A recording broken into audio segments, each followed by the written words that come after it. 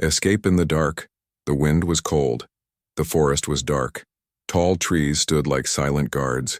A young alien girl ran between them, her heart beating fast. Her silver skin was cut, and her legs were tired. But she could not stop. Not now. Behind, her strange lights moved through the sky. Red, blinking lights. They were looking for her. She was not safe. Not anywhere. She had fallen to this planet just 1 hour ago. Her ship was small and fast, but the enemy was faster. They shot her down. Now she was alone on this world. She pressed her hand to her side. Blood, dark purple, was leaking from her wound. It hurt, but she kept moving. "I must hide," she whispered in her alien language. She did not know this place. The trees, the smells, the sounds, everything was strange. And the sky was so empty. No flying cities, no towers, just stars and moonlight. Then she heard a noise, a deep rumbling sound. She dropped to the ground and crawled behind a tree. The noise came closer. It was not a ship. It was something else, something big, something on wheels. She peeked out. A large human truck was coming down a dirt road. It had bright lights and made loud engine sounds. A man was inside, driving slowly, humming a tune. Her eyes went wide. "A human," she said softly. "No, I can't trust them." Her people told her stories. Humans were selfish, dangerous, not to be trusted. But the pain in her side grew worse. Her vision blurred. If she stayed here, she would die. If she asked for help, maybe they would capture her. She had no choice. The truck slowed down. The man saw something in the road, maybe her blood trail. He stopped and opened the door, holding a flashlight. "Hello?" the man called. "Anyone there?" She stepped out, weak and shaking. Her glowing eyes stared at him. Her skin shimmered under the moonlight. The man froze. He had seen many things in life, around storms, crashes, wild animals, but never this. Never a girl from another world. "What the hell?" he whispered. She took a small step forward, then dropped to her knees. "Please," she said in broken English. "Help me." The man moved fast. He pulled a blanket from the truck and wrapped it around her. Okay, easy," he said gently. "You're hurt." She looked at him, her face full of fear. No army, no police. "I'm not calling anyone," he said. "Just stay calm. Just stay." She nodded, then fainted. The man lifted her carefully and placed her in the back of the truck where there were some tools and an old sleeping bag. He looked at her face. Young, scared, bleeding. "Who are you?" he said quietly. "And what did you get yourself into?" He started the truck and drove off.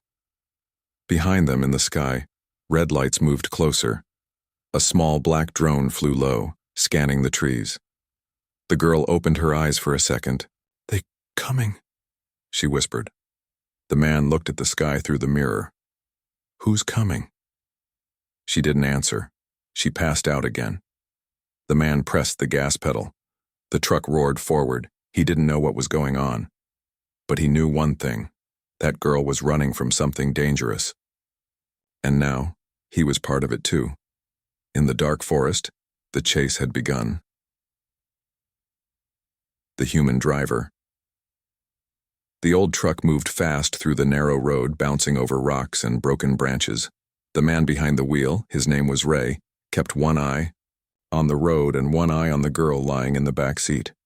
Ray had been a long-haul truck driver for 12 years. He had seen lost travelers, broken cars, and even a bear once crossing the road in the middle of the night. But never anything like her. The girl was not from this world. He didn't need science to know that. Her skin had a soft silver shine, and her blood was a deep violet color. Her eyes, when they were open, glowed softly, like starlight. He glanced at her again. She was still breathing, but her face was pale. "What did I just get myself into?" he muttered. Suddenly, the radio in the truck made a strange noise. Static, then silence. Then a high-pitched beep. Ray reached for it, confused. "What the hell?" Then a voice came through, but not a normal one. The voice spoke a language Ray had never heard. The tone was cold, robotic, not human, and it was close. The girl woke up with a start. She sat up quickly and grabbed Ray's shoulder. "No, stop. Keep go," she said, her voice full of panic. "They track signal." Ray looked in the mirror. Up in the sky, a black object hovered above the trees, a drone, sleek, silent, watching them. "Oh, you've got to be kidding me." He turned off the radio and stepped harder on the gas. The engine roared. The truck sped forward, sliding a bit on the dirt. "Who's following you?" Ray asked, eyes on the road. "Is it the government? Aliens? Both?" The girl was breathing, fast. She held her side where the wound was. Her voice shook. "Not human. My people. But bad ones. Soldiers. Killers." Ray looked at her. "You mean they're from your planet?" She nodded slowly. "I escape. I take secret and run." "Secret?" Ray narrowed his eyes. "What kind of secret?" The girl didn't answer. Instead, she looked out the window watching the drone. "They want me dead," she whispered. Ray took a sharp turn, trying to lose the drone in the trees. The truck jumped and slammed into a bump. The girl cried out in pain. "Damn it," Ray said. "We need help. You need a doctor." "No hospital," she shouted. "They come. They scan. They take me." Ray clenched the steering wheel. He didn't understand everything. But something inside him, something human, told him she was telling the truth. She wasn't just scared. She was hunted. He made a decision. "There's a place," he said, "an old gas station. Shut down years ago. No cameras, no people. We'll stop there. Just for a minute." They drove for 10 more minutes in silence. The drone disappeared, but Ray knew it was not gone, just hiding.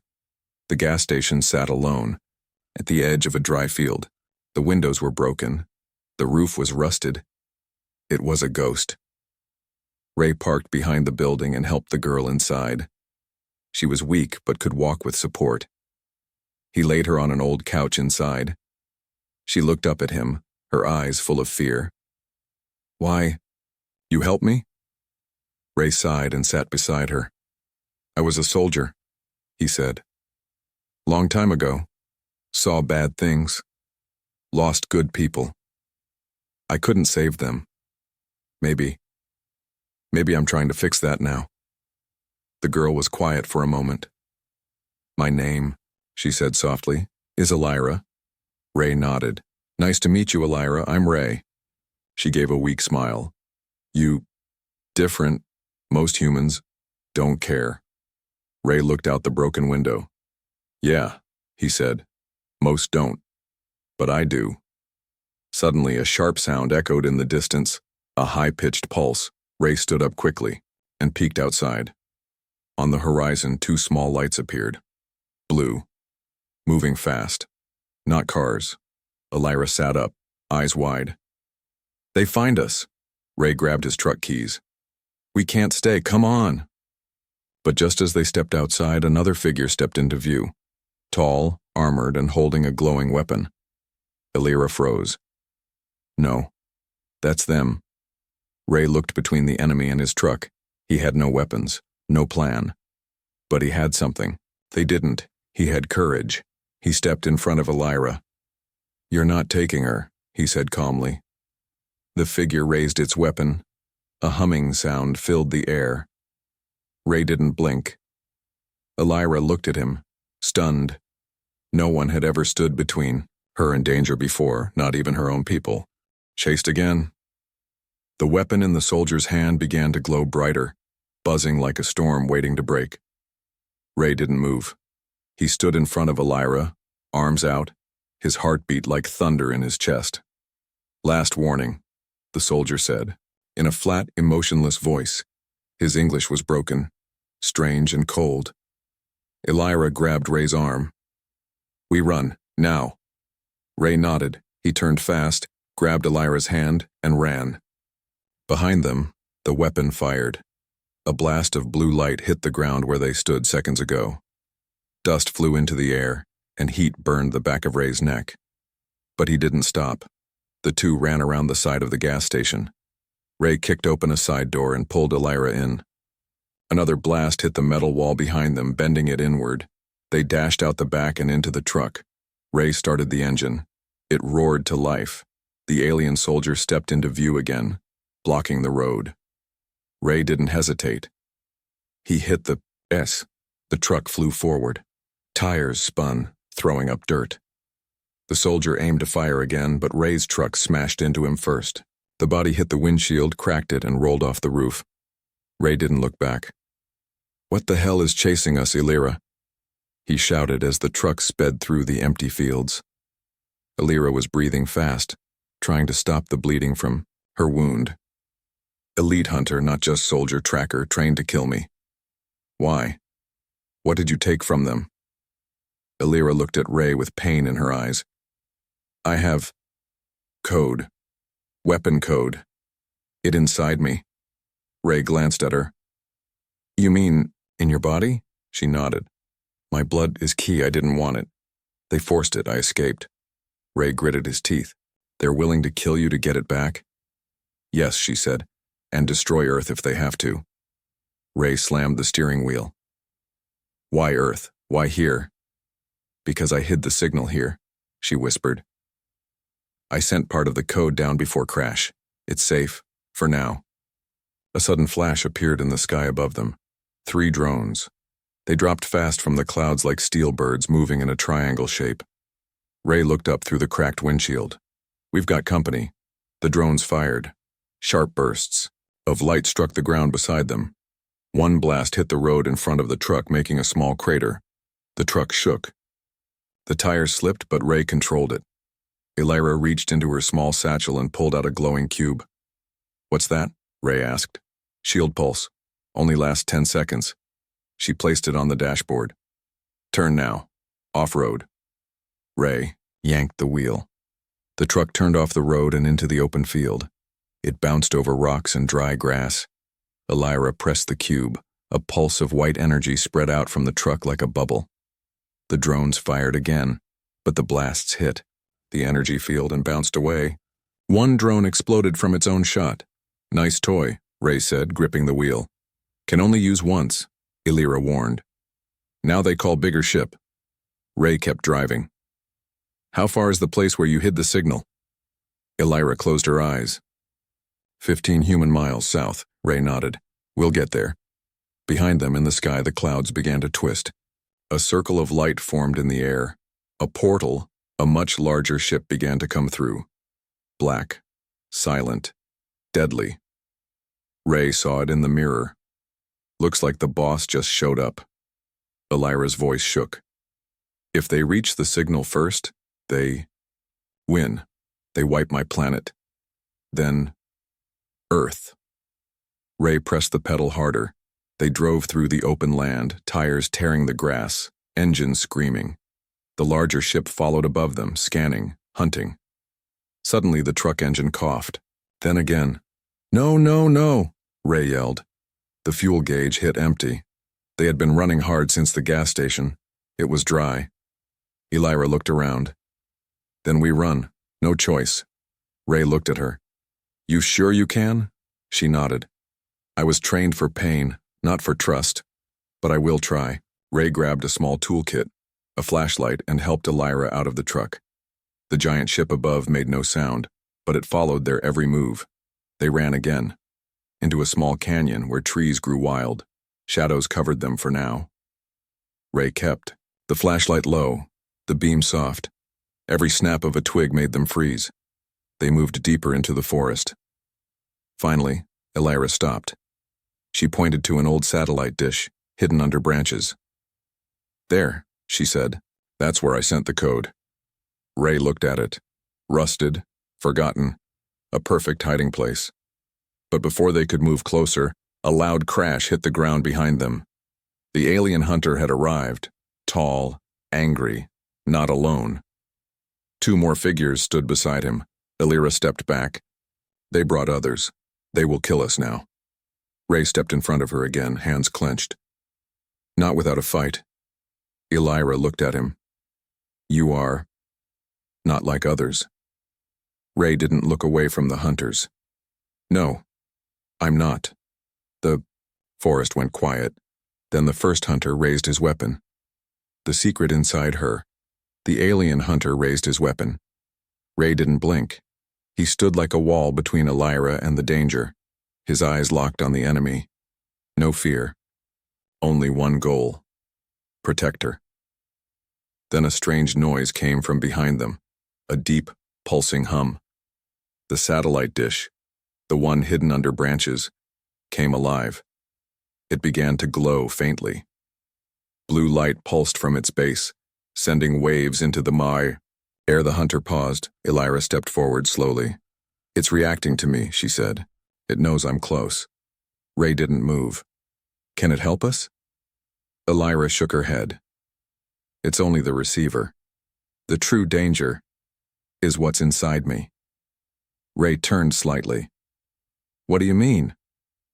The alien hunters spoke in their own language. They didn't fire yet. They were waiting. Watching. Elira raised her hand, slowly, shaking. The veins under her silver skin glowed faintly. I carry a code, but not just any code, it's a weapon key. My DNA, my blood. It unlocks an ancient weapon. Not made by my people. Older. More dangerous. Ray narrowed his eyes. Why would they put that inside you? I didn't choose this, she said. I was a child when they did it. My people found the weapon on another world. They feared it, so they hid the key in someone. Young, innocent. Me. Her voice broke. But when war came, they wanted the weapon back. Some believed using it would save us. Others said it would destroy everything. I ran. Ray stared at her, stunned. So your own people put a doomsday key inside you? Elira nodded. Now both sides want me. One to use me. One to erase me. The hunters stepped closer, still silent, still waiting. Ray stepped back to her side. We can't let them take you. What does the signal dish do?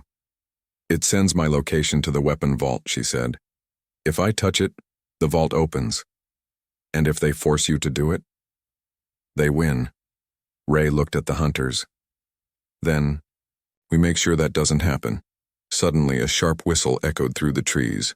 Another drone, small but fast, flew down and hit Ray in the side with a stun blast. He dropped to one knee, gasping. Ray! Elira screamed. He held up a hand. I'm fine, just buy me time. Elira turned toward the hunters. She stepped forward, not afraid now. You want me? She shouted in their language. Then come and face me yourself. The lead hunter growled. He stepped forward, weapon still aimed, but Elira moved fast. She ran toward the dish. As the hunter fired, she dove and rolled. The blast missed. Her hand touched the control panel. A beam of light scanned her body. Access granted. A soft voice, ancient and deep, spoke in her head. Welcome, keybearer. Ray got up, limping. What's happening? The vault, it opened, Elira said. I can feel it, but I didn't send the full signal yet. The hunters screamed in anger. They charged. Ray pulled a flare from his pocket, one he always kept in the truck. He lit it and threw it. The flare hit one hunter directly in the face. It burst in blinding red light. The hunter screamed and fell. Ray picked up a branch, swinging it like a bat at the second one.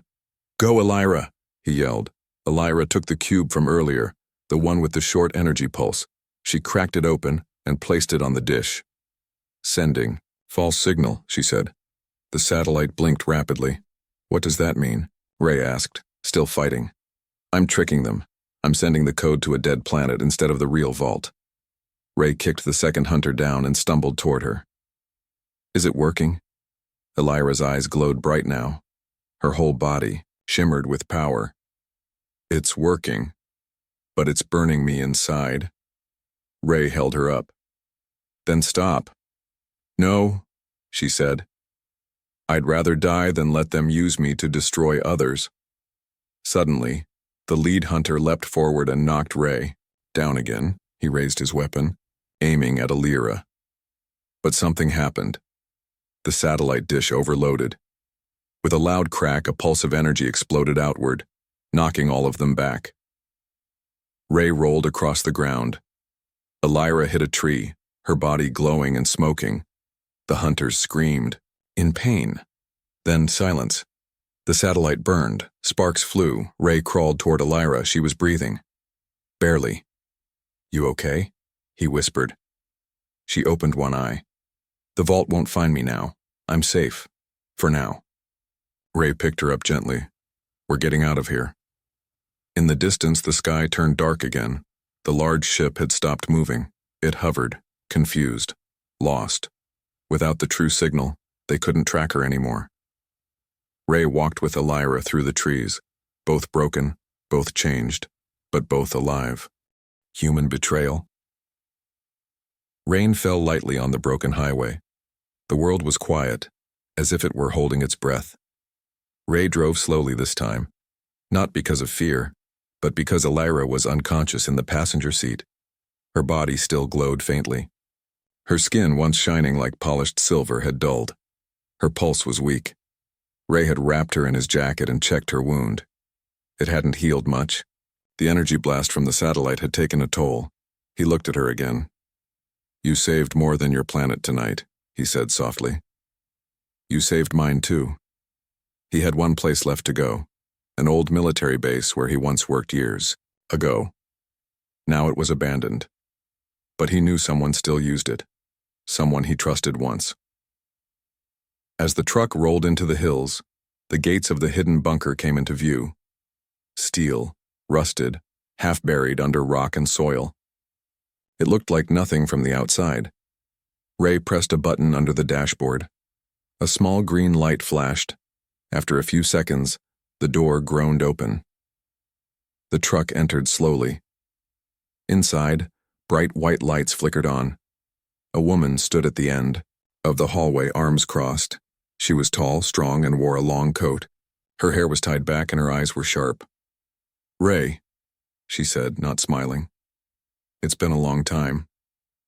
Ray stepped out of the truck. "Yeah, and I need your help, Commander Reeves." She looked past him at the truck. "What did you bring me?" Ray paused. "A girl, not human. She's injured." Reeves raised an eyebrow. "You brought an alien into a military site?" "She's not a threat," Ray said. "She's the one being hunted." Reeves tilted her head. "Then why is there a black ship hovering in Earth's orbit, scanning our satellites and jamming communications?" Ray didn't answer. She sighed and waved him forward. "Bring her in. We'll help." Ray carried Elira through metal corridors until they reached a medical chamber. Doctors moved fast. Machines scanned her. Lights flashed. "She's stable for now," the lead doctor said. "But her nervous system is not human. She's burning up from inside." Ray stood at the glass window, watching. Reeves came beside him. "Tell me everything," she said. Ray told her. "About the crash. The weapon code inside Elira, the alien soldiers. The fake signal." Reeves listened without blinking. When he finished, she nodded once. "I'll protect her," she said. Ray finally relaxed. For the first time in days, he let himself sit. But deep inside the base, something else was happening. Reeves walked into a dark room and spoke quietly into a communicator. "Subject Alpha is here. She's real. Confirmed bioweapon carrier." A voice replied through static. "Understood. Begin extraction." Reeves tapped a button. In the medical room, a gas hissed from a hidden vent. Elira's eyes fluttered open and then closed again.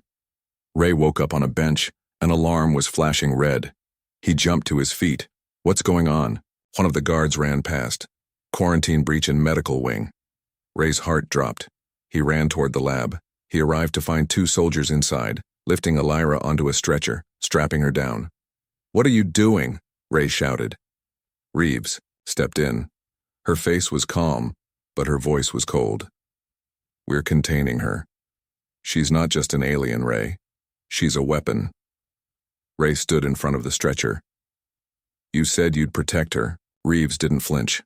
"I lied." Ray's fist clenched. "She trusted me. I trusted you."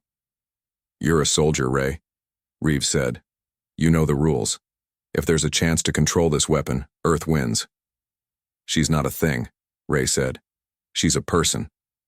Reeves leaned in. Not anymore. Ray stepped closer. You're making a mistake. Reeves waved her hand. Take him to holding. But Ray was faster. He punched the first guard, grabbed the second's taser. A short fight broke out. Alarms rang louder. Ray cut Elira's straps and picked her up again. He ran through the base, dodging shots, moving through side tunnels only he remembered. He reached the truck, still parked in the hangar. He placed her inside. Hold on, he whispered. He hit the gas. The truck slammed through the old gate, back into the rain. Hours later, they were deep in the countryside. Ray stopped near an old barn and pulled Elira from the truck. He placed her gently on hay. She opened her eyes, weak, but awake. You saved me again, she whispered. No, Ray said. I failed. I trusted the wrong people. Her hand touched his. No, you did what no one else did. You came back. Ray looked out at the storm. He knew it wasn't over. If Reeves called others, they'd come with force next time. Earth had just proven it was no safer than Elira's home. We can't run forever, he said. Elira nodded. Then maybe we fight. Ray looked at her, a girl who carried a galaxy-ending weapon in her blood, and saw not a threat, but hope. Not an alien, but a survivor. Truth in the stars. The stars above were clear for the first time in days. No drones. No glowing ships. Just silence. Ray sat on the roof of the old barn, staring at the sky. His hands were dirty. His body ached. But his mind stayed sharp. Inside, Elira slept. She needed rest. Her body had taken too much damage, and now it was fighting itself. Her silver skin faded every hour. Her eyes barely stayed open. Ray was losing her, and he knew it. But something inside her was changing too. Not just her health, her memories. That night, Elira dreamed. She was on her home planet. Tall, white towers, air filled with lights, and her people walking in peace. She saw herself, younger, standing beside another alien girl. They were friends once. They laughed, trained together, ate together. But the other girl, Siraxa, had changed.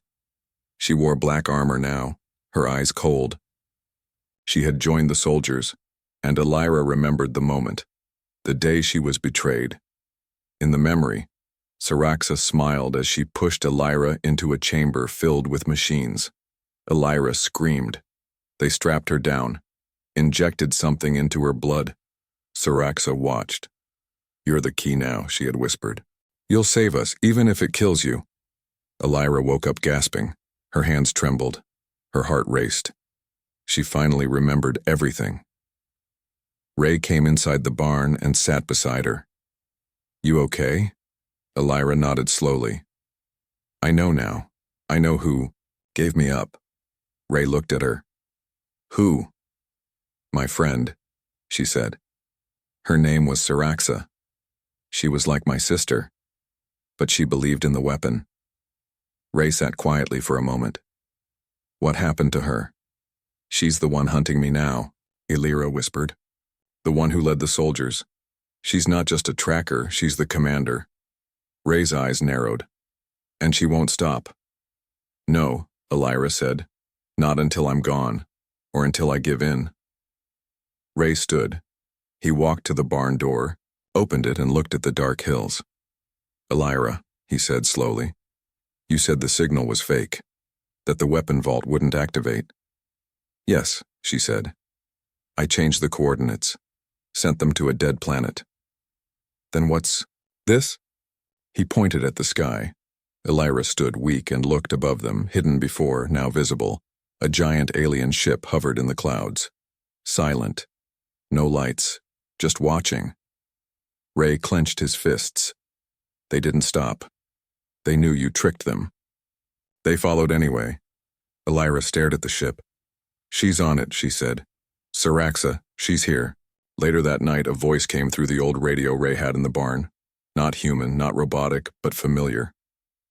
Elira, the voice said gently. You're tired. You're sick. I can help you. Let me.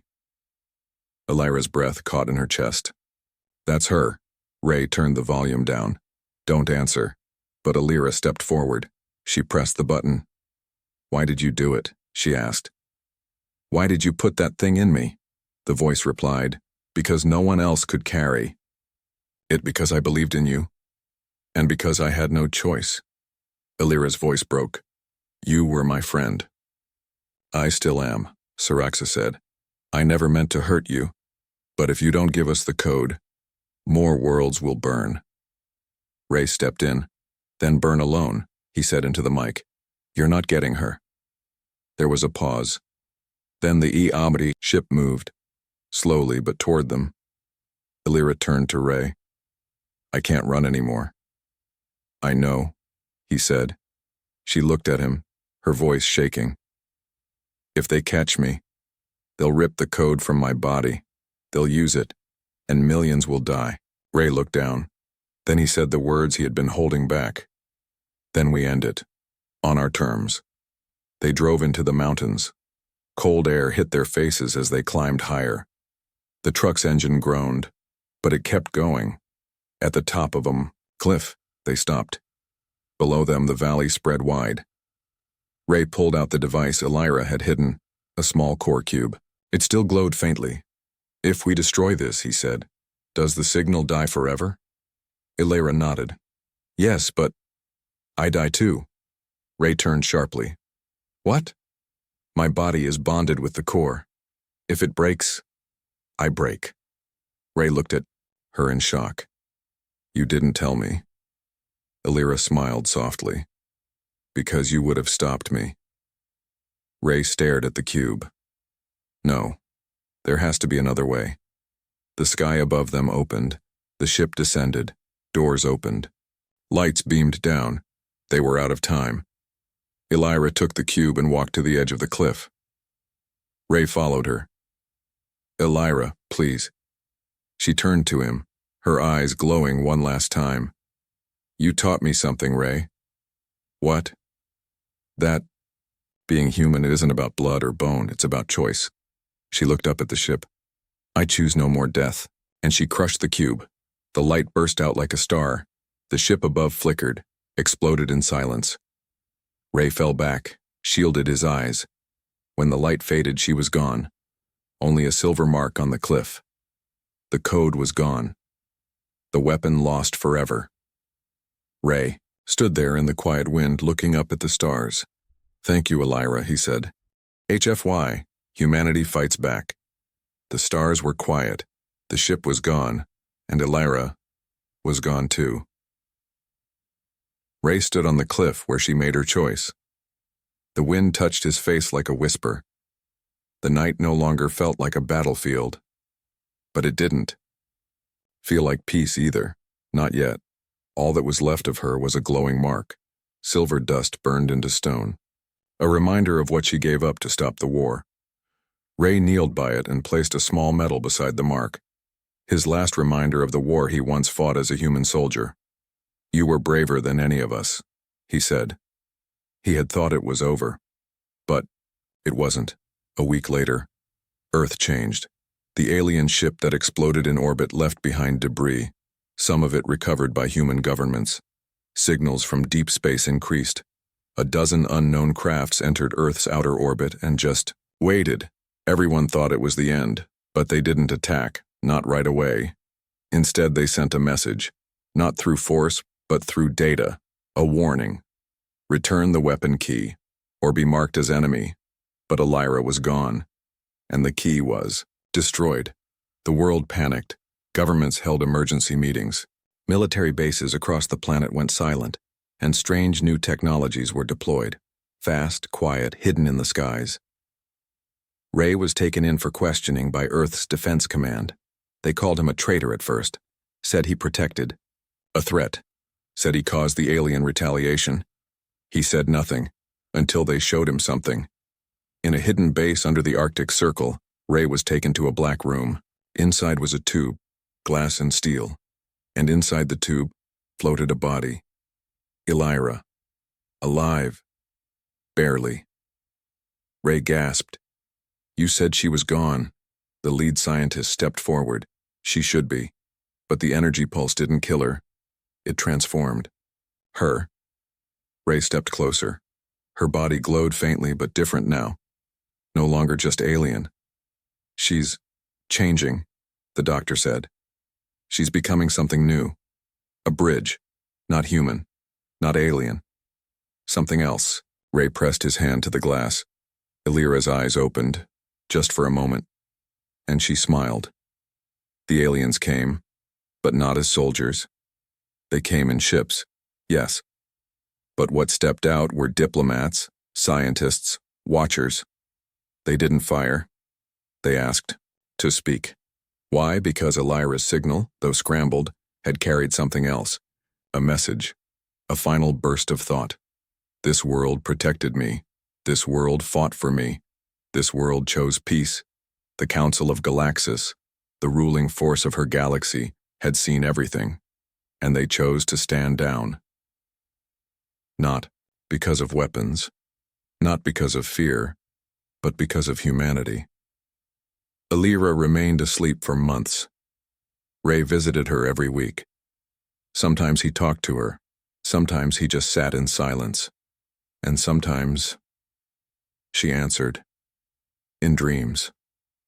Then, one day she woke up. Her body was healed. Her skin now shimmered with both silver and light brown tones. Her eyes were no longer just glowing. They reflected stars. Ray stood beside her bed. You came back, he whispered. Elira smiled. I couldn't leave. Not yet. He laughed softly. You never do anything the easy way. She sat up, slowly. What now? She asked. Ray looked at the window, where stars moved slowly across the night sky. Now, we show them who we really are. A year later, Elira stood before the United Planetary Alliance, not as a fugitive, not as a weapon, but as an ambassador of peace. Ray stood at her side wearing a new uniform, not as a soldier, but as her guardian and Earth's first off-world envoy. The chamber was silent as Elira spoke. In the beginning, she said, I believed humans were dangerous, that they would betray me, like my own kind did. But I was wrong. They were not perfect. They were not the most powerful, but they were brave. And when I had nothing left, they gave me something I had never been given. Choice. The chamber rose in applause. Galaxies listened. And for the first time in centuries, humanity wasn't seen as weak. It was seen as worthy. Later, Ray and Elira stood alone at the edge of a massive starport. Ships flew in all directions. Earth was no longer alone. You ready? Ray asked. Elira nodded. Let's go see what's out there. Ray smiled. And together they stepped onto a new ship. Not to run, not to hide, but to lead.